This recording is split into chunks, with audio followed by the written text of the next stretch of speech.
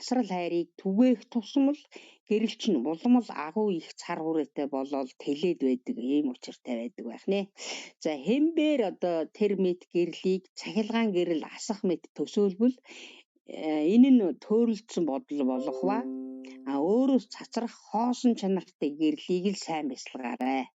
За яг үнэндээ бол энэ нь одоо бие биетэйгээ солилцох хайр, инрэл үнэхээр одоо бие биесээ хайрлсан тэр нинжин сэтгэл юм аа.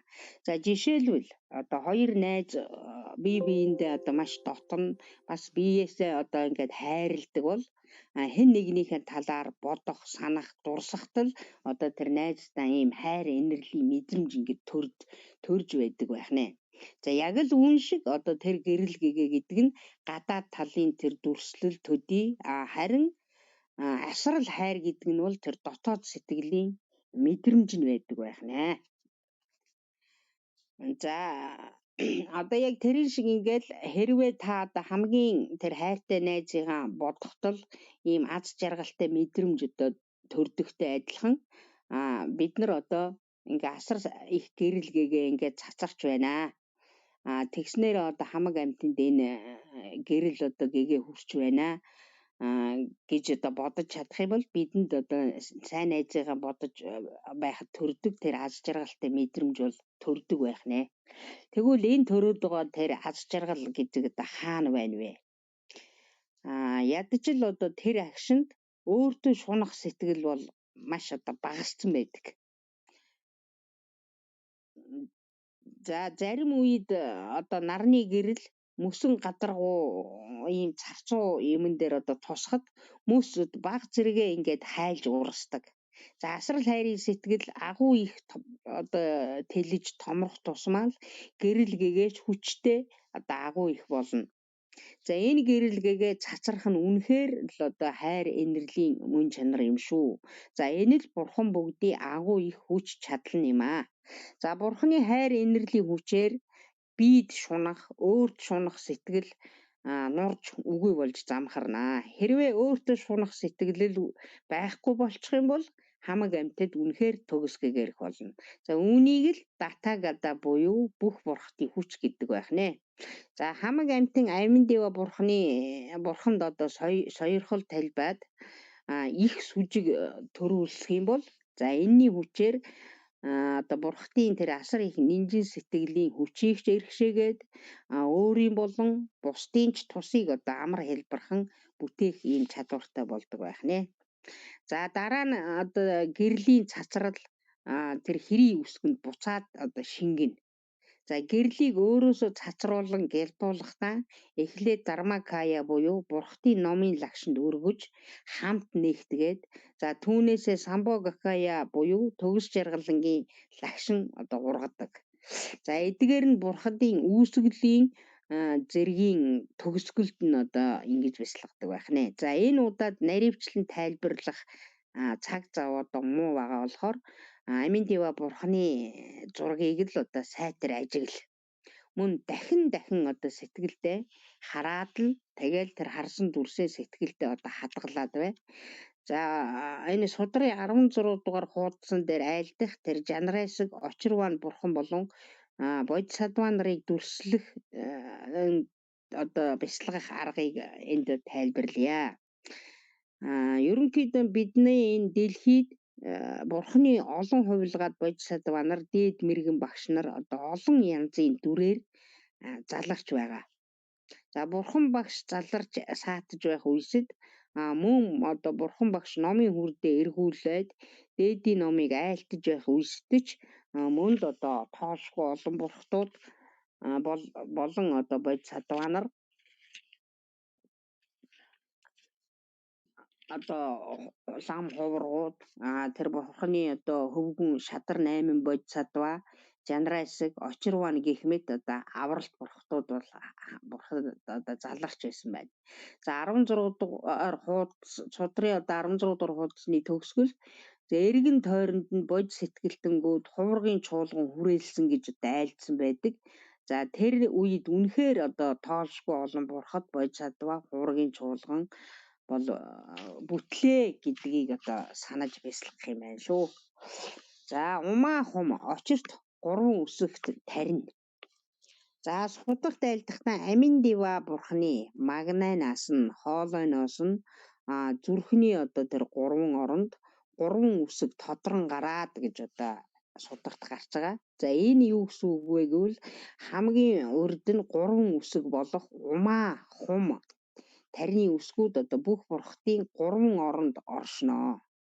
За эдгээр 3 үсэг байхгүй бурхад гэж нэгж байхгүй.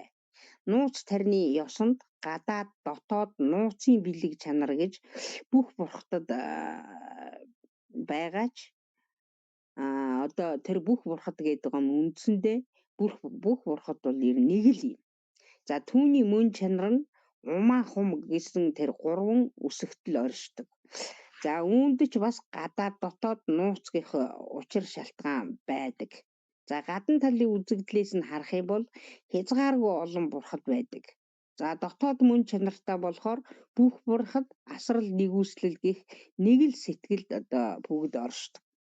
За нууцтай болохоор бүгд бурханы 3 лагшингийн нэгдэл болсон тэр гэгээрсэн лагшин зарлиг таалал эрдэм үлсийн илэрхийлэл байдаг. За үүний талаар одоо хожим дэлгэрүүлнэ. За умаа хум тарины ард одоо маш агуу их утга оршдог. Эдгээр 3 одоо үсэг нь 3 цагийн бурхан бүгдийн төгс гэгэрэл мөн олон янзын дүрийг одоо илэрхийлдэг байх нэ. За энэ умаа хум гэсэн 3 үсэг бол одоо тэдгээр бурхтуудын сэтгэл нь бол ухтаа нэг ба бас одоо адистийн хүч нь нэг гэсэн үг байдаг байх нэ. За умаа хум үсгээр бурхан бүгдийн лагшин зарлиг тааллын гэгээрсэн эрдмийг нь илэрхийлдэг. За тэр бурхтуудын одоо сэтгэл таалал нь бол бүгд нэг юм. Бурхан бүгд яг л одоо нэг хүн шиг цаг хугацаа эрдэмж яг адилхан байдаг.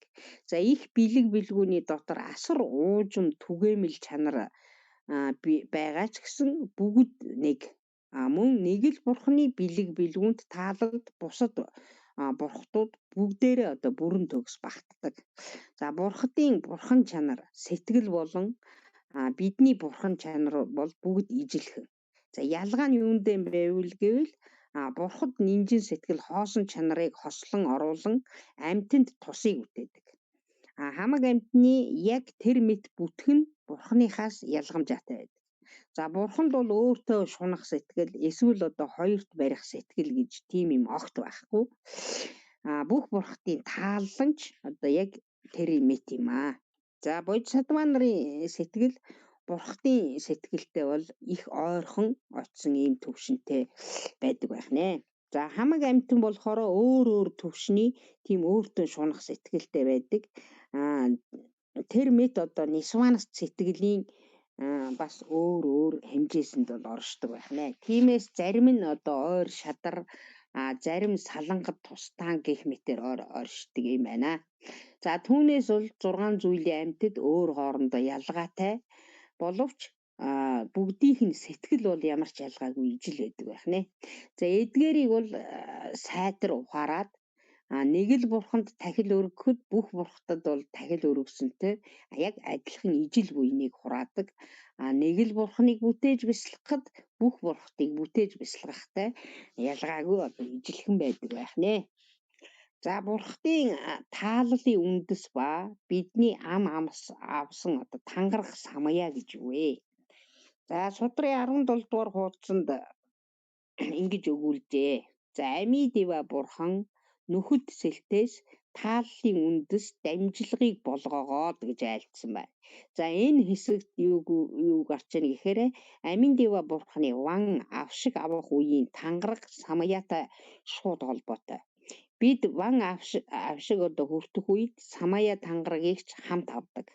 За авшиг хүртэх үеийн амин чухал зүйл бол одоо самая тангараг юм байд юм байна. За энэ самая тангараг бол шавийн сэтгэлийн урсгалд насан туршийн одоо хүч болох асрал хайр нинжин сэтгэлийг л маш чухалчилдаг. За хүн хэрвээ асрал хайр нинжин сэтгэлийг үргэлжил оюундаа хадгалж чадах юм бол зовлон бүхний язоор болсон нөгөө өөртөө шунах атгах сэтгэлээс бол чөлөөлөгдөж чаддаг байх нэ. За сэтгэлдээ үүнийг л одоо чамдлан сахиж чадах юм бол үнэмлэхүй төвшөнд төгсгөө гэрлийн хутгийг олно. Бурхан бүгдэд бол өөрсдөд нь самая тангараг байдаг. За бид ч тэр мэт одоо бурхан шиг тэр самая тангарагыг одоо сахиж үлдэх хэрэгтэй байдаг байна. За самая гэдэг нь багшийн айлдсан сургаалыг үхчлэн дагаж амлалт авахыг хэлдэг байна. За төвд хэлээр самая гэдэг нь дамцаг гэдэг. За дам гэдэг нь сэтгэлийг хүлж хязгаарлах буюу сахил санамар гэсэн үг. Цэг гэдэг нь үг гэсэн утгатай. Тиймээс одоо үгийг даган дуурайж сахил хүртээд амлалт авна, сахилаа сахина гэсэн үг юм аа. За энэ хүү самаяад бибээр амьтны тусад буяныг үргэлж үлдээ. Амины үнэтэй байсан ч хамаг амьтанд хорлолыг үлдэхийг төвчье гэж уншдаг. За хэрвээ хүнд энэ мэт зоригдол байх юм бол үр дүнд нь бурханы хутаг төгсгөө гэрлийг л үтэр түргэ олно. За нэн тэргуунд бурхад бод садванаар бод сэтгэлийг үүсгээд хамаг амьтны тус хамгааланг хүссэн байдаг. Тэр мэт одоо зоригдлын үр дүнд өөртөө шунах сэтгэлээ бүрэн ариусгаад гэгэрлийг олсон байдаг байх нэ. За бурхан багш юу гэж айлдсан гэхээр хамаг амьтанд буян бүтээж үлдээ, хамаг амьтны тусын тулд буянд зоригдмоо гэж айлдсан байдаг. За бүх бурхад яг л ганц хөвгүнтэй эхийн хайраар хамаг амьтныг инэрч хайрладаг. Хөвгүн нь одоо зовж шаналж байгааг харсан эхийн сэтгэл бол шимширэн хүүгэн аврахал болно. Үтэр түргэн яаран яарсаар одоо хүүхэдтэй туслахаар ирхэл болно. Бүх бурхад бод сэтгэлээр дүүрэн байдаг болохоор тэд хаанч заларч байсан тэр газар нь бурханы орон болон хувирч байдаг ба бурхан заларсан газар бүр ариун дагшин орон болдог. Бурхадын одоо тааллын үндэс нь бол тангараг самая байдаг. За бүх бурхад хамаг амьтны тусын тулд буйныг одоо төгс үйлдсээр байд юм аа.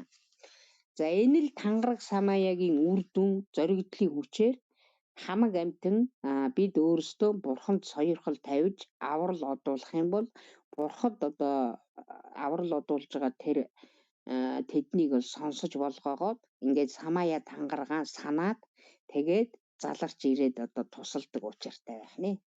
За хэдий тийм боловч одоо бидний зүгээс тангараг самая байдаг ба бурхадад ч одоо самая байдаг. Тэгээд бид одоо бурханд сүсгэлэн сойрхол даатгал хүсээд ч бидний зүгээс буян сансан сайхан сэтгэл байхгүй байх юм бол газраас өчүүхэн чулуугч авч өргөж чадахгүйтэй л одоо ажиллах ижил байдаг байх нэ. За бурхад ч одоо нинжин сэтгэлээрээ бидэнд туслая гэж одоо гэвч бид тэр тусыг нь хүртэж хүлээн авч чадахгүй. Тиймээс бид одоо хуйууланд нь бие биедээ тавьсан самая тангараг бий. Тиймээс бурхадын тааллын үндэс самая тангарагын тааллын үндэс ачийг хүртэх нь гагцхүү бидний одоо ариун тэр сүжигээс л шалтгаалдаг байх нэ. За анханд нь цэвэр одоо сүжиг хэрэгтэй ба тэр нь бурхадын тус эрдмийг сайтар ухаарсан байх нь чухал. За дараа нь удаан хугацааны сүжиг ба хамаг амьтныг зовлон бүхнээс нь гэтлэгийг аварч хамгаалахыг одоо зорьсон байх ч ганц одоо өөрийн тусыг биш хамаг амьтныг үргэлж санах хэрэгтэй. Тэгээд сэтгэл үнэн итгэмжилсэн сүжиг байх ба үнэн зүрхнээсээ бод сэтгэлийг төрүүлээд төгс гэгэрлийн хутгийг олоход зоригдсон байх учиртай. За цаашлах юм бол үйлийн үрд итгэх итгэл, уг үр учир ба шалтгаан ялангуяа өөрт шунах атгах биднийг зовлонд хөтөлдөг харин бод сэтгэл бол биднийг төгс гэгэрэлд хөтөлдөгөө гэдгийг сайтар ухаараарай. За бурхтын бод сэтгэлийн хүч бол үнэхээр агуу ба бидний нинжин сэтгэл тэдэнтэй харьцуулахад багч гэсэн хэрвээ бид бурхтын бод сэтгэлтэй нэгдчих юм бол тусал ус далайд нэмэр болохын адил болноо. За ямар ч үед бид бурхтын бод сэтгэлтэй ямагт нэгдмэл байх нь чухал. Хэрвээ бид бод сэтгэлээ төрүүлэхгүй бас тэдэнд бод сэтгэлийн тахил болгон өргөхгүй юм бол холбогдох нэгдэх суур гихч юм одоо байхгүй болно. Тиймээс хамгийн чухал нь бидний зүгээс бурханд бол үргэлж сүсгэлэн итгэл одуулан залбирч биширч байх ба бод сэтгэлийг эрхэмлэх хэрэгтэй юм аа. За тэр цагт л бурхад агшин зуур залран ирэх нь дамжиггүй. За зарим хүмүүс гайхаад ингэж асууж байж болох юм аа. Хэрвээ бурхад биднийг болгоодог бас сонсдгийн бол яагаад биднийг түргэн аврахгүй байгаа юм бэ? Яагаад агшин зуурт бурханы буян хишиг нь ирэхгүй байна вэ гэсэн асуулт байж болох юм. За тэгвэл одоо учир нь бидний нүглийн үүлийн үр маш их зузаан орчлонгийн эхлэлгүй цагаас дадуулсан тэр сөрөг муу авьяасыг самсаараад төрлөөс төрөл дамжуулан одоо хурааснаас болж байгаамаа гэж ойлгоорой. За энэ нь яг л одоо их том цаст уул мэт агшин зуурын нарны дулаан элч гэрэл одоо туссан төдийгөр л тэр их одоо том цаст уулын мөс хайлчихгүй нь одоо мэдээжээ.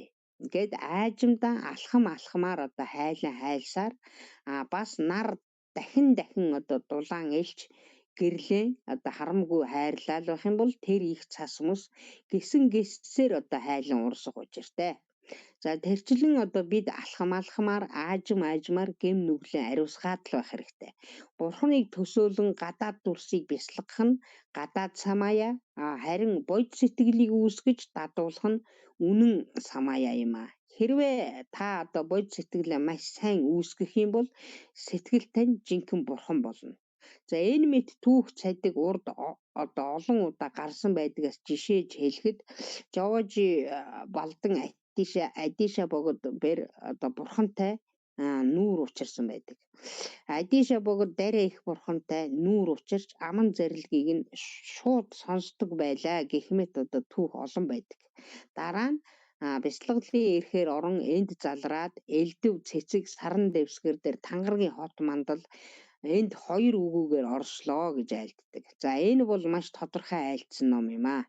За тангаргийн хот мандала гэдэг нь бид тахилын сайхан ширээ идэ тэргүүтнийг бэлдээд бурханд тахил өргөөд их сүжгээр итгэл аврал одуулдаг.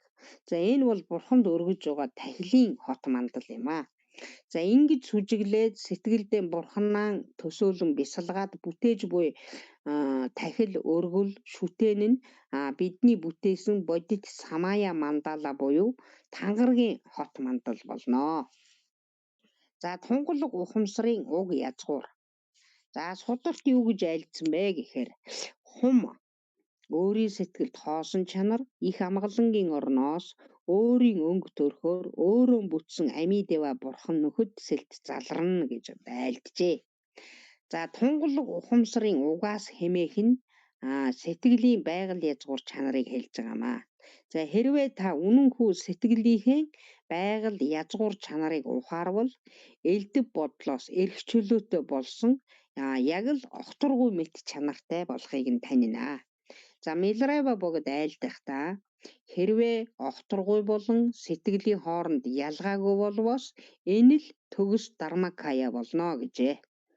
За энэ чанар өөрөө байгаль язгуур чанар бас дармакая чанар юм. Эсвэл огторгүй мэт чанар тунгалаг ухамсарын уг язгуур чанар эсвэл угийн асар ариун чанарч болно.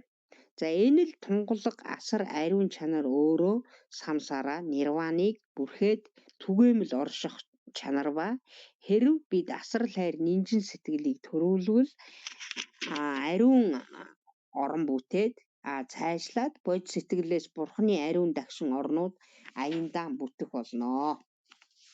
За хэрвээ бид өөртөө шунах сэтгэлээ л хөгжүүлээд байх юм бол ариун бус орон болох одоо самсарагийн 6 зүйлийн оронг л бүтээгээд байх болно.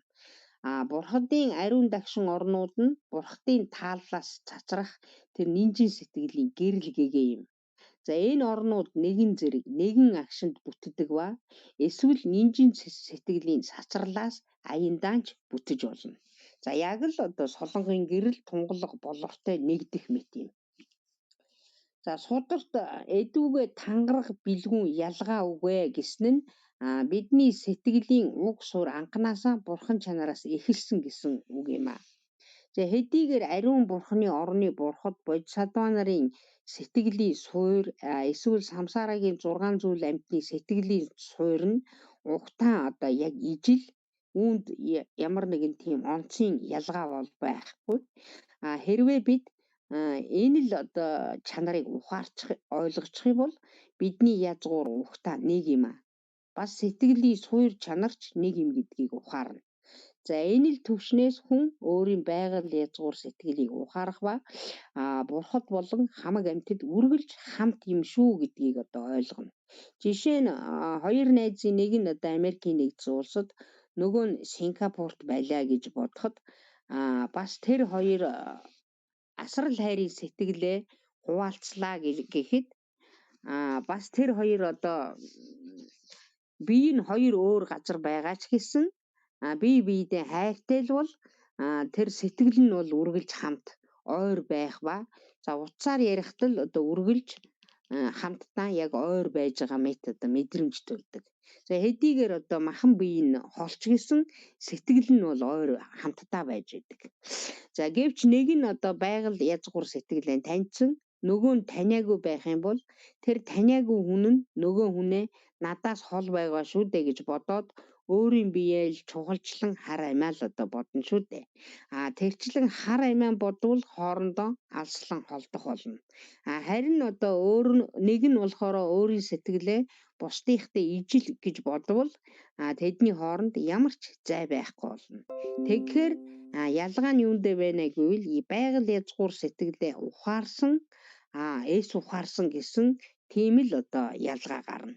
Хэрвээ бид байгаль язгуур сэтгэлээ таньчих юм бол бурхад бидэнтэй одоо улам ойрхон болно. Гэвч бидэнд бол өөртөө шундаг, тачаадаг сэтгэл байгаа болохоор бидний сэтгэл тэр мөс шиг хүүтэн болоод элдв зовлон бэрхшээлийг амсаад байдаг. Өөр чунах сэтгэлийг алга болгоход одоо юу хэрэгтэй вэ гэвэл ерөөсөө асрал хай, их нэнжин сэтгэлээр элдв лагшингаар түгээмэл хувлаад гэж одоо айлдсан байдаг. За ямар асрал хайр вэ гэх юм бол хамаг амтэн өөрийн үндэсэнд байгаа тэр байгаль язгуур сэтгэлийн суур чанараа ухаараагүй. Түүнээс болоод сэтгэл нь мөс мэт болцсон байгаа болохоор түүнд чиглэсэн их хайр энерлийн сэтгэл юм. За өөр чунсан сэтгэлийг л үгүй хийхийн тулд хязгааргүй олон бурхад самбогакая болон нирмана кая дүрээр заларч байдаг. За амьтны элдв янзын санаа бол маш олон янз байдаг. Олон санаатай байдаг. Олон янзын бурхад заларна гэсний тэр амьтны элдв янзын санаа гэдэг нь болохоор хүмүүс олон янзын бодол санаанд эзлүүлсэн байдаг тул заримд нь амирлангуй бурхад заримд нь догшин бурхад заримд нь одоо яв буюу эцэг бурхад заримд нь юм буюу эх бурхад одоо ийм янз бүрийн дүрээр одоо тусыг үзүүлдэг байх нэ.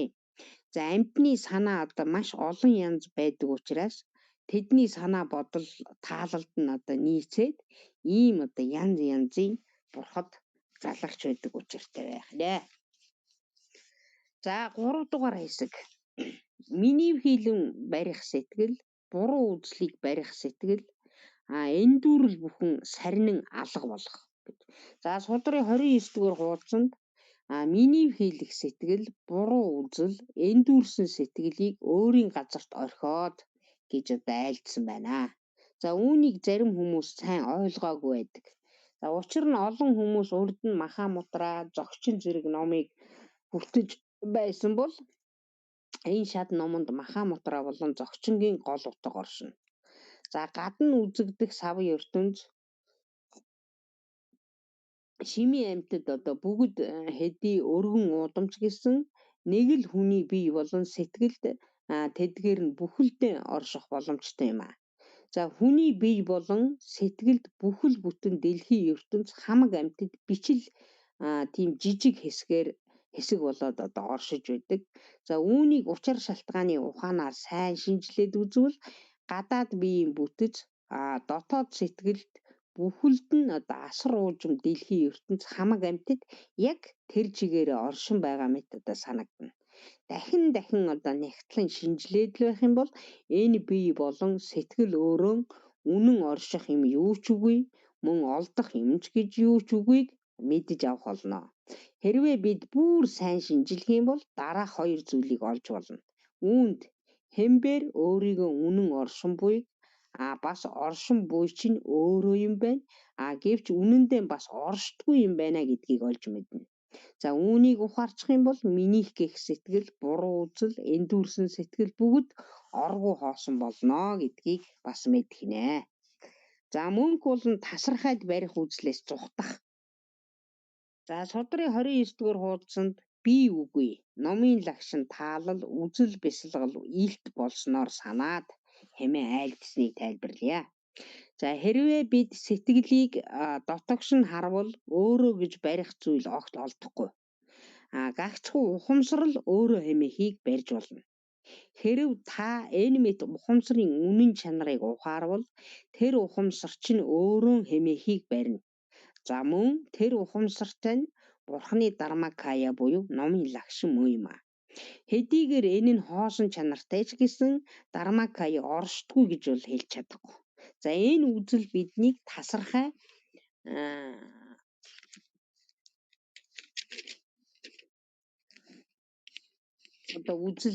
тасархай үзэл хэмээхэд бол хөтлөх болно.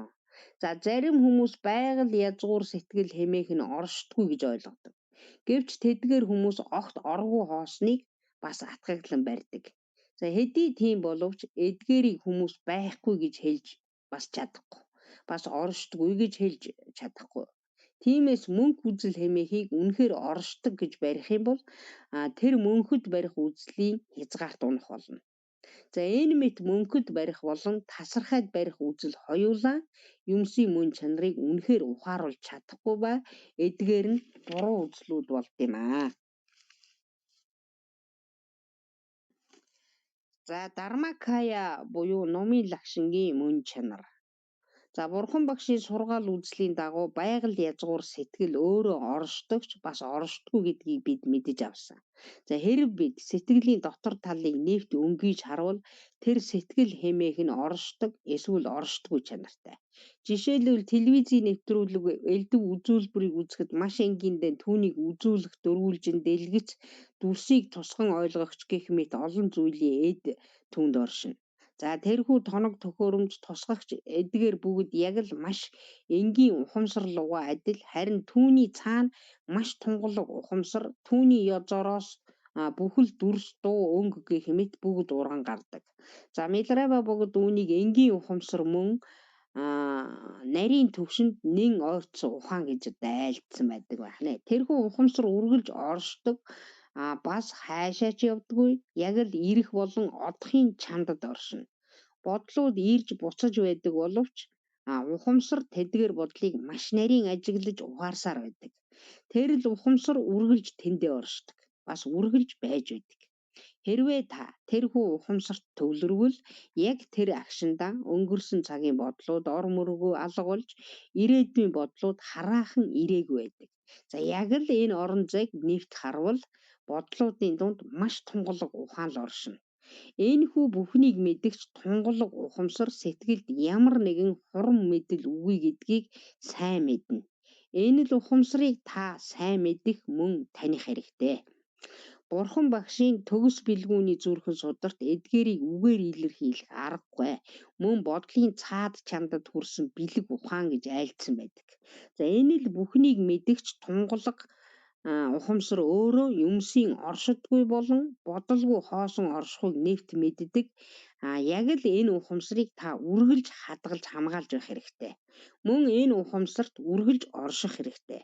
Энэ ухамсарыг Дармакая гэдэг. Үүнийг бас оршдог эсвэл оршдгүй гэж хэлэх боломжгүй. Дармакая яг л тэнгэр огторгуй мэт бас Дармакаяг өөрөөс нь бид олж чадахгүй. Огторгуй мэт тунгалаг ухаан Дармакаяд бүх бурхад ажрын оршдог. Дармакаягийн мөн чанар асар тунгалаг бөгөөд хоосон чанартай. За энэхүү асар тунгалаг өөрөө бүхнийг мэдгч ухамсар ба үүнийг бүхнийг мэдгч бэлэг бэлгүн гэдэг. Жишээлбэл бид юмсыг маш тодорхой ялгаж салгаж чаддаг ба хэн нэгэн хүн ямар нэг зүйлийг хэлэх эсвэл ямар нэг зүйл тохиолдоход бүгдийг маш сайн мэддэг шүү дээ. Энэ л бүхнийг мэддэг тунгалаг ухамсар юмсыг шууд хараад алдаагүй тооцоолж тодорхойлж чаддаг. Энэ юмсыг мэддэг тунгалаг ухааны үнэн мөн чанар нь юу вэ гэвэл хэрвээ бид тэр ухамсарыг шууд харвал тэр ухамсарыг бас барьж авч чадахгүй. Яг л огторгуу мэт. Мөн үгээр илэрхийлэхийн аргагүй, тодорхойлохын аргагүй, бас үүнд нэр өгч чадахгүй. Эдгээрийг та оршдгүй гэж хэлж чадахгүй ч энэ ухамсар самсараа болон нирваны бүхэл үйл хэрэгт хамааралтай байдаг. Бас энэхүү ухамсарыг оршдог гэж хэлж чаддаггүй. Учир нь түүнийг барих ямар нэгэн оршихуйч байхгүй. Үүнийг хоосон чанар гэх ба энэ нь яг тунгалаг болон хоосон чанарын нэгдэл бас түүнийг барих боломжгүй. Энэ ухамсарыг ямар нэгэн барьцтай зүйл юм а гэж барьж нотлох аргагүй, бас түүнд шинж чанар болон дүрс хэлбэр гэх мэтийн аль нь ч үгүй. Цаашлаад сударт атгаг үгүй, мөн цацрал үгүй, аль альнаас чөлөөтэй гэж айлтжээ. За үүний утга нь баригдах юу ч үгүй, мөн тэр нь хаач оршдгүй. Оршдгүй гэдгийн учир нь тэдгээр юмсийн үнэн мөн чанарыг дүрс, өнгө, хэлбэр гэх мэтээр барих ямарч боломжгүй. Мөн яг тэр цагт тэдгээрийг байхгүй гэж хэлж чадахгүй ба учир нь бид тэдгээртэй номын болон ертөнцийн үйлээр үргэлжийн холбоотой байдаг. За энэ ухамсар бүхэл үйл хэрэгт оролцож байдаг байх нэ. За энэхүү ухамсар үгүй бол бидний биегээ чинь зүгээр л жирийн нэгэн эд юмсийн бүрэлдэхүүн болно. Яг тэрчлэн ухамсар дахиад л үйл хэрэгт оролцоор л байдаг. Тэгэхээр бид юмсыг оршдог эсвэл оршдгүй гэхий аль нэг нь ч олж чадахгүй. Энэ мэтчлэн барихч боломжгүй, баригдах боломжгүй ба тэрхүү ухамсар нь тунгалаг бөгөөд хоосон чанарын нэгдэл ба элдв цацралаас хагцсан мөн элдвийн застаг ухаанаас хагцсан оршихуй юм а. Энэ л ухамсарыг үргэлж бид бясалгаж дадуулах хэрэгтэй. За ингээд номоо өндөрлөё. Та бүхний сонссонд маш их баярлалаа. Энэхүү сонссон буйнаараа хамаг амтэн бурхны ариун орноо төрөх болтугай. Эрдний дэд бодийн сэтгэл төрөөгүй нэгэнд нь төрөх болтугай. Төрсөн нэгэнд нь нээст оройтож улам үүд айравдах болтугай. Ом ами дива хэрэг, ом ами дива хэрэг, ом ами дива хэрэг.